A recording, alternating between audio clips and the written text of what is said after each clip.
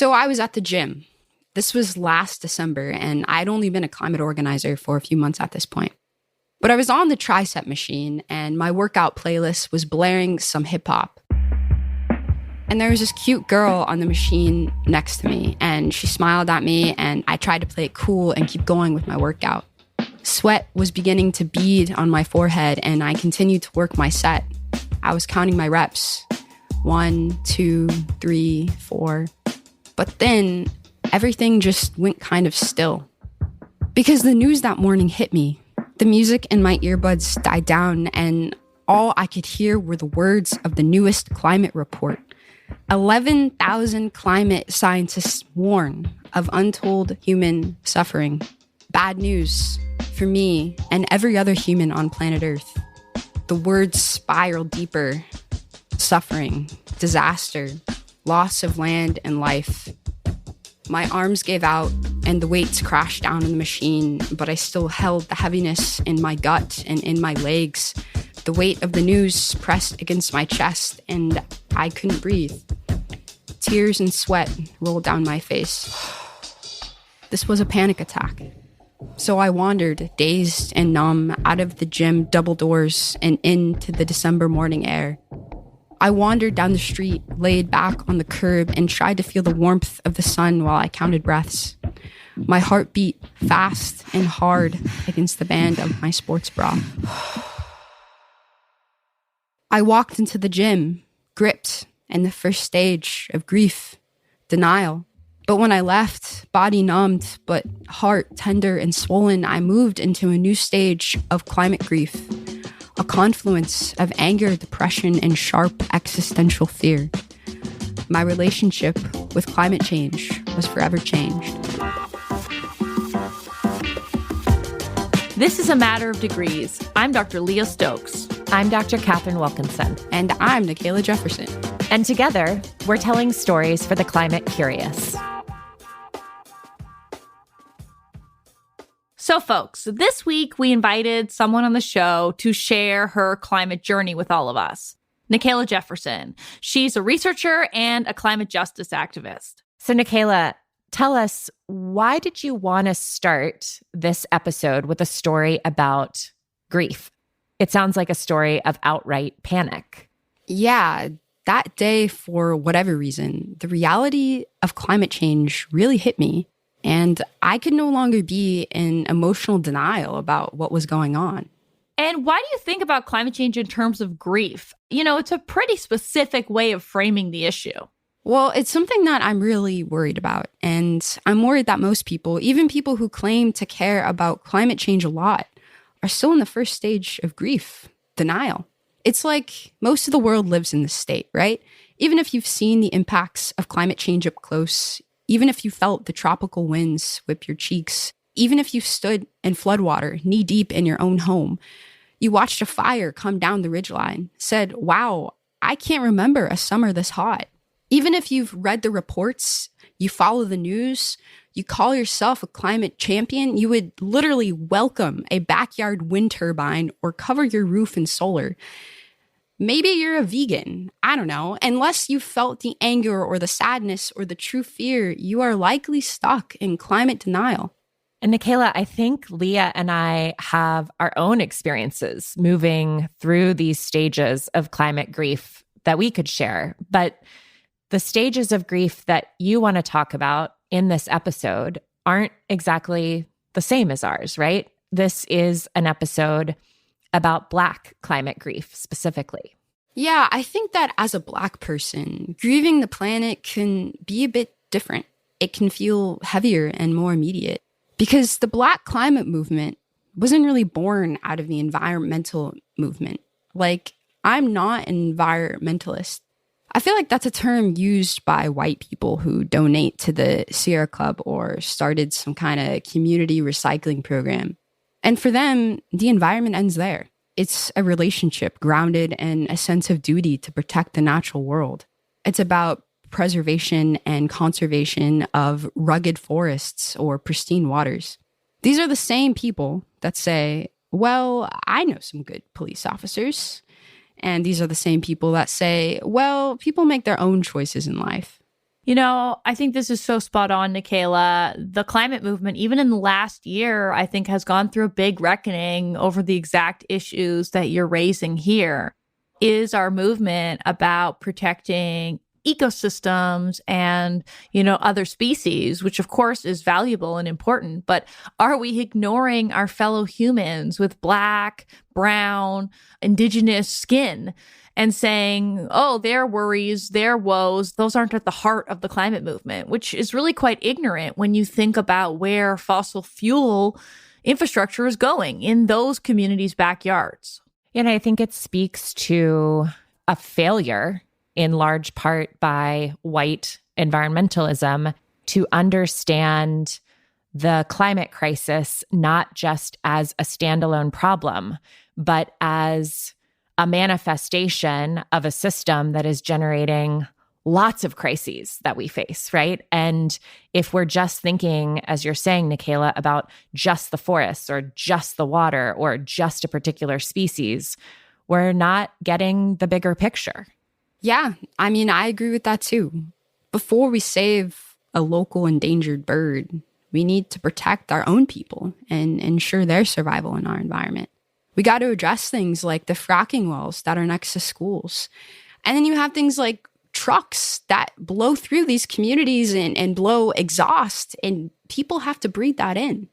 You're right, Nikayla. These things end up manifesting in facts, like Black children having asthma rates 2 times as high as white children. And I think it also means that when we talk about climate grief, it's a different thing in the Black community. It's in some ways a bigger thing.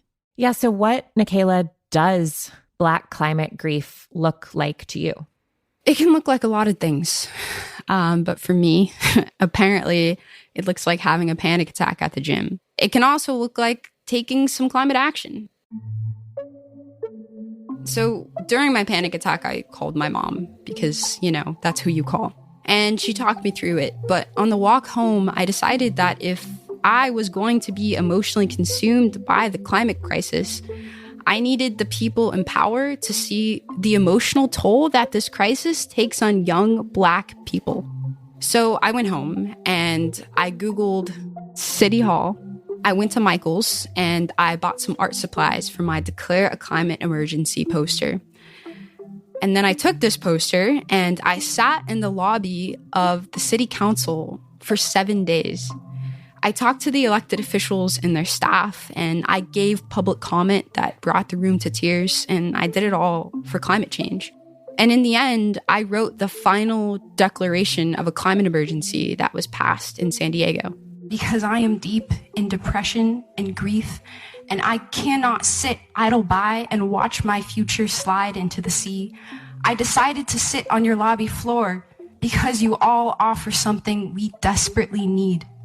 Hope. Give us hope. Give us a reason to plan, a reason to have a family and invest in the future. I want to apply, propose, love, stress, and dream in the next 10 years. Give us something to hold on to because we ask ourselves if we will live as long as our parents. I ask you all to declare a climate emergency and pass a Green New Deal because it represents hope at a time we struggle to find the strength, a light in the darkness. Thank you. Okay, so you're taking this incredible action in San Diego, Nikayla, and what's happening with the grief as you're doing this work, as you're sitting in the lobby or writing the declaration? Are you feeling it differently? Are you harnessing it? When I first rode the elevator up, I felt paralyzed by my fear and my grief. But then over the course of this week, I felt it melt away. Because for the first time, this pain that was welled up inside of me, I could show someone. And I literally showed them. Every time they left their office, they would have to see me actually crying on their floor about climate change. So this whole action, it really helped me move through the grieving process and see that there is an actionable pathway to use my climate grief and have, some sort of outcome. Yeah, it takes an emotion and turns it into something meaningful and purposeful and kind of driven. You know, it really reminds me of this quote that we have in All We Can Say from Audre Lorde, that our feelings are our most genuine paths to knowledge. And it feels like in this case, Nikayla, your feelings were also your most genuine path to action and your best means of actually moving other people to action. Yeah, I had the chance to talk to someone that feels a similar way to me and also uses her emotions and turns them into action. My name is Jackie Patterson. I live in Baltimore with the Senior Director of the Environmental and Climate Justice Program at the NAACP. Jackie has been with the NAACP, the National Association for the Advancement of Colored People, for the last 10 years. She's an activist and a researcher working at the intersection of women's rights and racial justice. And she's worked with women on climate issues in developing countries around the world, and here in the US too.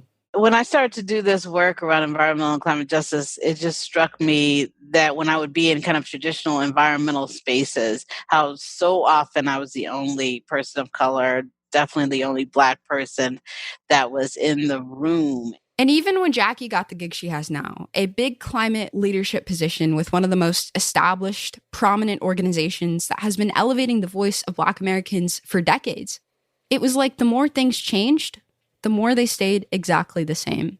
Case in point, this one time, she was running a big meeting of prominent sustainability experts. She was standing at the entrance waiting for the elevator. This family walked up and tried to hand me the pencil that they used when they were doing the activities, because they thought, even though I was wearing like a full-length kind of semi-formal dress, they somehow thought that I was the security guard who was staffing the little stand that I was standing next to. So this is an experience that a lot of Black people face. It's demoralizing. And it's just one small example of the kind of day-to-day racism that we face. I asked her how she channels this kind of experience. I have found through organizing that my story is my most effective tool as an organizer. Yeah. So I'm wondering if there's been a moment where you've used your story to convince someone. Yes, there's definitely been times when I have used my story or aspects of my story. I talk about my dad who died of pulmonary fibrosis, which is usually tied to exposure of some kind of toxins and usually tied to smoking. My dad never smoked a day in his life. And also met another person in Henderson, Indiana, whose wife died of lung disease. She lived 2 blocks away from a coal-fired power plant and had never smoked a day in her life either. And so I'm able to tie my story with other people's stories to say that his experience is linked with other people's experience, and it's actually a pattern in our communities. I feel like that's the story of being Black in America. I mean, the past 400 years being treated as a tool of capitalism, and your body and your labor is for profit for another, for a white man. So I feel like Black people, Black communities particularly, are more able to deal with the climate crisis because of this story that's in our DNA. I definitely agree. As messed up as that is, I agree. I think that having been brought over as cargo in the hulls of ships and having been ripped away from our families and our legacies and our generational wealth to then come over and become the generational wealth of other people has taught us a lot about surviving and about making a way out of no way and about perspective. And so the weathering that we've gone through, and as you say, what's in our DNA from that weathering definitely makes us more resilient and makes us able to kind of keep things in perspective in a different way. And that weathering in the soul and the body of the hearts, it might not show as much on the outside as kind of weeping and gnashing of teeth and wringing of hands, but it's, it's still impactful and it's still harmful and it's still just kind of coping due to repeated and deep trauma.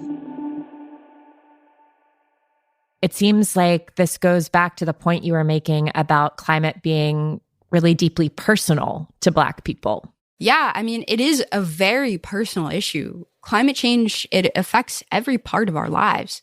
And for Black people, it's a disproportionate impact. So how has climate change touched your life personally? For me, a lot of it goes back to wildfires. It goes back to the Cedar Fire on my 7th birthday. It goes back to Thomas. Remember that one, Leah, in 2018? Yep. That was my junior year of UCSB. And over the summer, I drove the state from top to bottom through 600 wildfires. And it's right now in the east of the city. A wildfire blackens and burns, and it chars my familiar until it's foreign. My familiar is the home state of California. I've spent my whole life in the state. I've visited every beach along the coast. I've hiked every national park. Pink dawn on Sierra Granite and the rise of the redwoods along the rugged coast, it defined my idea of beauty. But as much as my inner Lord Byron loves the landscape of the state, what pulled me out of climate denial and into climate action is not the loss of land, but the loss of lives. And here I find my family and my community. The consequences of climate change hit me the hardest when I think about my brother. He's 12. He has dreams of the future and little asthmatic lungs too. Ash from the wildfires, it embeds in his lungs and it makes him wheeze and struggle to breathe. And that's just an immediate, right now consequence of the crisis. It hits me hardest when I think about the life that he has ahead of him, a worse level of the existential uncertainty I feel, and how just between the oldest and the youngest of Gen Z, so much of the state and my memories of it will be lost to wildfire.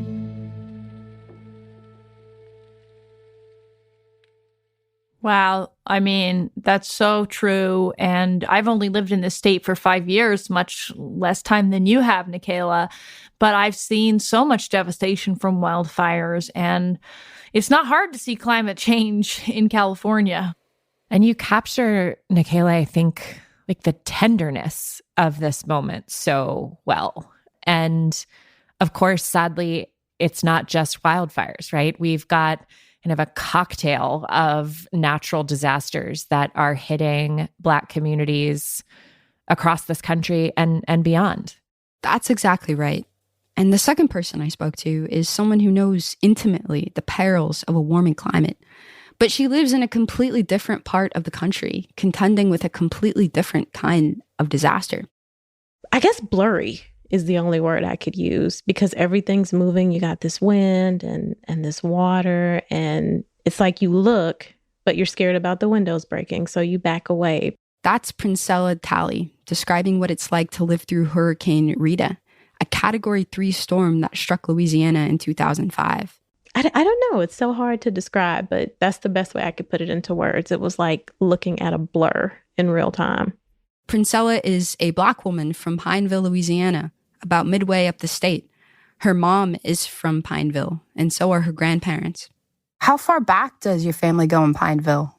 Oh, wow. Since forever, we are pretty much grounded here. We have family here. We had a lot of family in California as well, but I mean, we are stone cold Louisianians. Princella was young when Rita struck. It was the first storm she remembers, and she'll always carry it with her. It really stuck to me. And I think part of what it was the noise of it. Because I'd never heard like a noise like that where you just hear these trees like snap, crackle, and pop. And just, it was surreal. And it was frightening, but it was like you want to look outside and see what's happening, but you know you're not supposed to. It just felt like being in a whole different world, and it's something that I can't forget, even if I tried to. And that same year, just a month earlier, an even more devastating storm battered the state. The scene is nothing short of apocalyptic. 80% of New Orleans, including much of downtown, is underwater. The Big Easy's famous Canal Street, living up to its name. And rising waters will now force officials to evacuate the shelter at the Superdome. Katrina's departure was just the beginning of the misery. I didn't think it was over, but I didn't think it would come to this. But it has come to this. People are now living in parking garages. Others picked up what they could and moved to higher ground on the interstate. Refugees in their own hometown. We're not able to get up and just go. We don't have transportation. I mean, we live in paycheck to paycheck. I mean, it ain't like we could just able to get up and just leave. It's impossible to understand the social justice implications of hurricanes in Louisiana without understanding Katrina. Princella happened to be out of the state, but she vividly remembers the trauma of calling her friends and her family, checking in to see whether people were okay. 800,000 people lost their homes and nearly 2,000 people died. It caused a mass migration in the state.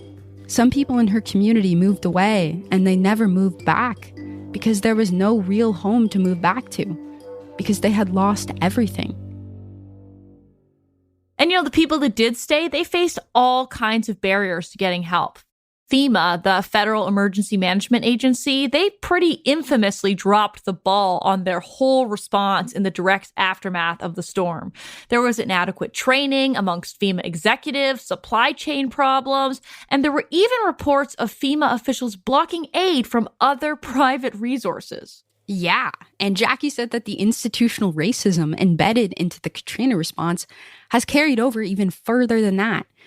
She worked in disaster recovery after Katrina, and she saw the racism in all kinds of the decisions that were made. The Army Corps of Engineers deciding which levees are going to be reinforced post-Katrina based on a formula that applied points to each levee based on what the economic impact would be if that levee was breached. So it literally institutionalizes the notion that people who can afford to be inundated the least are the ones who are going to get the least protection, and the least and the last. It's been 15 years since that record-breaking 2005 hurricane season. So when Princella heard that Hurricane Laura, one of this season's storms, was coming up the coast, it triggered a kind of deep dread. Because if someone had asked me before Laura how I would feel about it, oh, it's okay. I've been in storms before. I should be fine. But that's not true. It's always scary. It's always painful. And it always triggers something in you that's full of uncertainty and fear and just hoping that you're going to live. Princella said that there are a few things everyone in her community in Louisiana knows to do when they hear a storm coming. Take it seriously. Know where your resources are, and make sure your phone is charged. But even a prepared person isn't really prepared if they don't have the money to evacuate or support themselves through the difficult time. And it's amazing to me how people really don't realize the recovery following a storm looks different when you have these financial constraints on you. Like food going bad, it's not like, oh, when the storm passes, I'll go buy more food. It's going to take time. Princella's words remind me of this poem by Patricia Smith called Man on the TV Say. And it's imagining a newscaster during Katrina saying, go evacuate. And you imagine that he's a white newscaster saying this to Black communities. And she has this line, like our bodies got wheels and gas. Like at the end of that running, there's an open door with dry and song inside.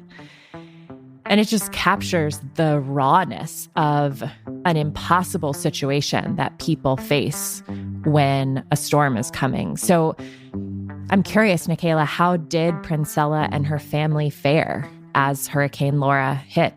Well, Princella lost power on day one of the storm, and she ended up being out of power for over a week. And by day two, all of her fresh food had gone bad. She drove around her neighborhood, which was now just a tangle of downed power lines, just so she could sit in her car for as long as she could with the air conditioning. It was just so hot outside. And so then by the third or fourth day, I remember having a conversation with my mom, and she was like, I wish we could just move away, but why don't I ever leave here? Princella partnered with her local church in the storm's aftermath, donating things like food, medication, toilet paper. She even brought ice water directly to people's doors, a luxury for households who had been days without power. People cried because they were just at home with nothing. We were out of power for some areas, they were out of power for about 3 days, some 9, some longer than that. Just to have someone come to your house and give you ice and water was a big deal. And we provided supplies to 75 families. We did that because we knew no one was coming. And we knew we had to figure it out ourselves. I'm curious, Nikayla, about whether Princella had anything to say about whether or not other people in her community are making this connection between climate change and these storms. Do people sort of think of hurricanes as a climate justice issue? Yeah, she did talk about that, actually. Pineville is a pretty conservative leaning place. They voted for Trump in November. So it's not exactly an easy place to talk about climate. But Princella is a bit of an outlier in her community. She works for the Citizens Climate Lobby, and she's a fellow at Yale in climate communication. You know, she's like a real climate person, so she's comfortable raising the issue now. There's always been that sense of like, keep your head down. You don't want to make people mad. You'll end up fired from a job. You'll end up with all these like punishments and slaps on the hand. Her advice? Don't talk like a climate person. Talk like her mom. That's where I start getting the most like interest and inspiration, because it's never like these long speeches I give. It's always like, oh yeah, you know, we need to do something about the weather and our impact on it because you know what happened at this person's house. And then people are like, oh yeah, you're right. And I'm like, oh, maybe that's all I had to say. But I tend to like go into more of those technical terms the deeper I get into the space. And I don't see that happening with her. I feel like Princella's experience here is just such a strong lesson for the climate movement that, you know, starting with people's lived reality really works. And it's not surprising because, you know, for so many Black Americans, climate impacts, fossil fuel impacts, these aren't theoretical. They are lived experiences. Turns out that smacking people with facts is not always the best way forward. Although what's interesting, right, when we think about lived reality, we start to see that show up in facts, right? We see it in polling data that 57% of Black Americans are concerned or alarmed about climate change. That number is 49% for white Americans, and it jumps up to 69% for Latinx Americans. So naturally, if you're facing this reality more intimately day in and day out, you're going to be more concerned. Yeah. And, you know, even in some research that I've done with Parrish Bergquist and Madeline Mildenberger, you know, we find that Hispanic and Black Americans are the most supportive of ideas like the Green New Deal. And I think that the climate movement broadly has woken up to these facts this year. They have started to understand that climate justice is racial justice. And I'm sure, Nikayla, you've had a front row seat to this transformation. And so, you know, how is this change happening? That was something I spoke about with Princella too. How do we stop tokenizing Black involvement in the climate movement and get back to a place where we aren't just there to check a box or make white people feel good about themselves? How do we harness our grief and resilience to make the climate movement stronger? I think the white environmental movement kind of had this moment back in June after George Floyd died. And it was like a moment of reckoning in the environmental community. I mean, you had the Sierra Club put out a statement that they stand with Black lives. That was really unexpected. I think that's just a sign that things are adapting and changing, and these old white environmentalists are more open to their ideas about inclusion and diversity and what climate change really means. These views that they hold, they're changing. Do you see that at all? I do see that. I think on the flip side of that, what's concerned me is that it had to be something so extreme that they had to see to start coming to terms with that, when it's like you could have listened to us a long time ago. But it's like, why do things have to come to a head in this way? But at least the change is starting. And it's always rubbed me a bit wrong when we do have older white environmentalists or people in power saying this is what we'll do and communities of color will benefit from it. Well, how do you know? You know, like, you don't even know that. You're not part of that community. So when you're telling me that and I see no team behind you that supports that looks like me, or that's advocating for that looks like me, then we have some sort of conflict happening. It's an internal conflict of, you know, I'm not sure exactly what your motives are. Maybe you do really want to help. But if you don't have the understanding there, you may actually just be helping yourself while you're convincing yourself you're helping us. Yeah, I feel like this lack of diversity within the climate movement is one of the biggest weaknesses. And I've thought a lot about how to address this issue and how to make it more inclusive. Because like you're saying, like, if you have a bunch of white people advocating for policy and they take it into communities of color, the people that live there are going to regard it with some kind of suspicion. Like, who are you? Why are you here? Do you have our best interest at heart? Like, considering history, probably not. So I guess I just don't really know what to do about that. I agree with you. And for me, it's so interesting, that fine line. And it should be there, because rightfully, what will happen if you have, quote unquote, my best interests at heart, and then it hits a point where you don't need me anymore. And then those interests go away.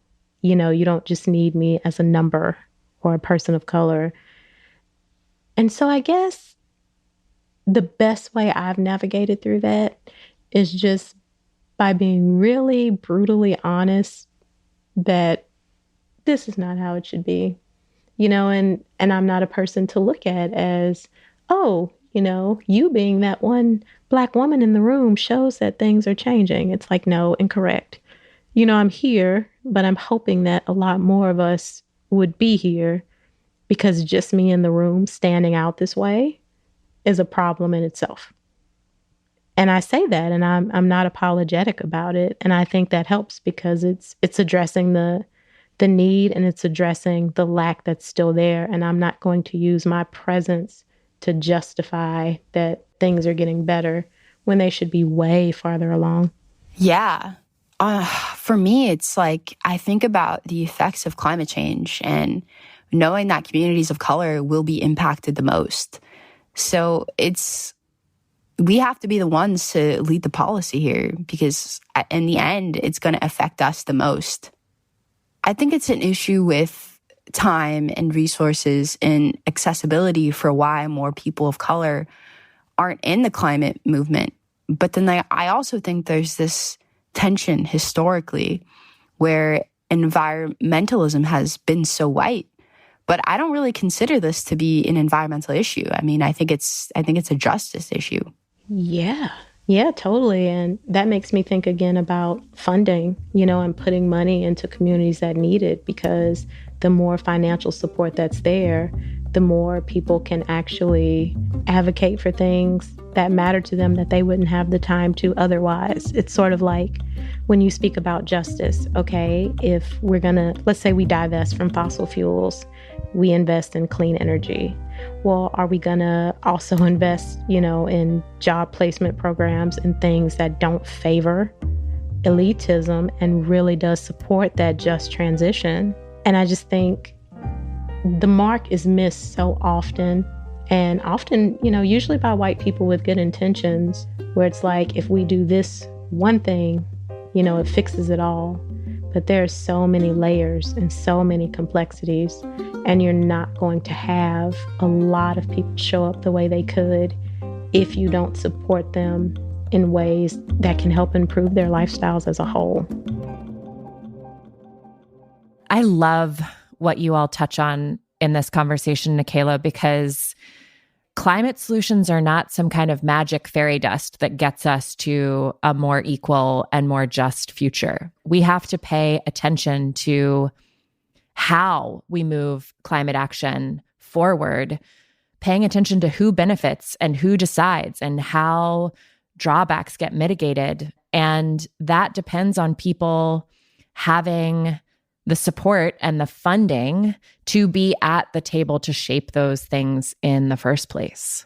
Yeah, you know, I feel like we saw this play out in Georgia with the election, which I know Catherine lives in Georgia and saw this up close. But it's like, if we actually give resources to organizing in communities of color, like, we can transform politics, we can make changes. And I think the same thing has to be happening in the climate movement. We have to think about, you know, what groups are we funding?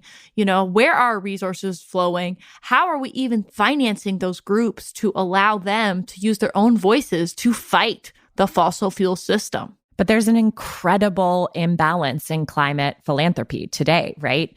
I mean, there's incredible work that's being done by the Hive Fund and others to try to right that ship. But most climate funding goes to efforts run by white men. And we see smaller grassroots groups led by women of color that are doing really transformational work that may just be getting a pittance from foundations that could support this work to such a greater degree. I feel like there's no one better to solve the issues in their community than people who actually live in the community. And they're not these white men that head these environmental organizations. They're these small grassroots community efforts that are truly fighting for themselves. And I feel like we really need to pivot away from this, writing a big blank check to these national environmental organizations and focus on building local community power.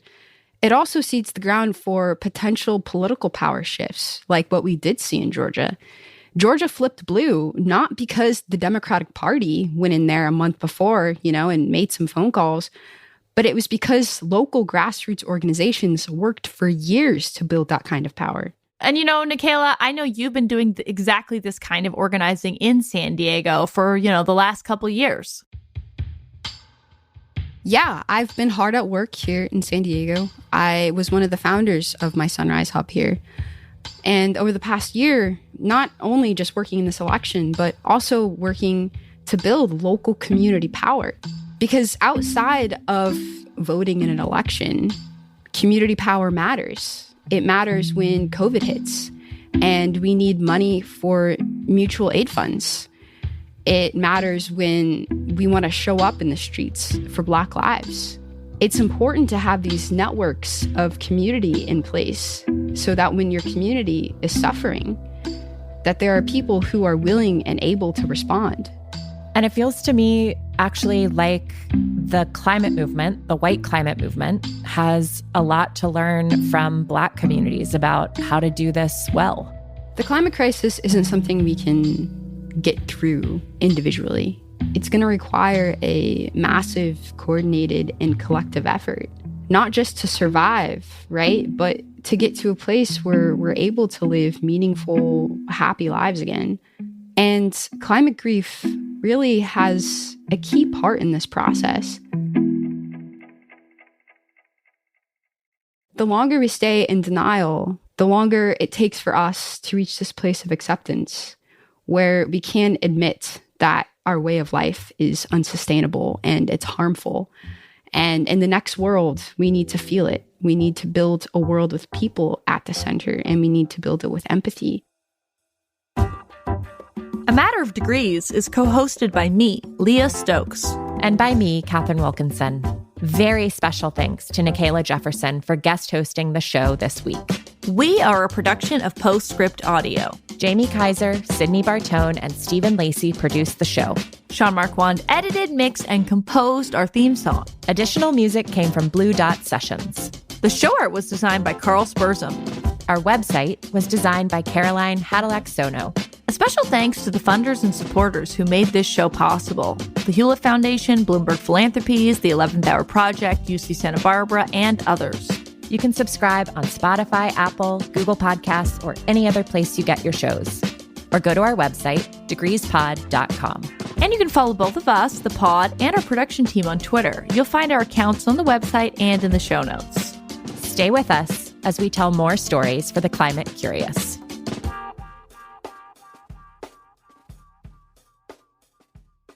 Look, we tell stories for the climate curious. Okay, Catherine? Womp, womp, womp.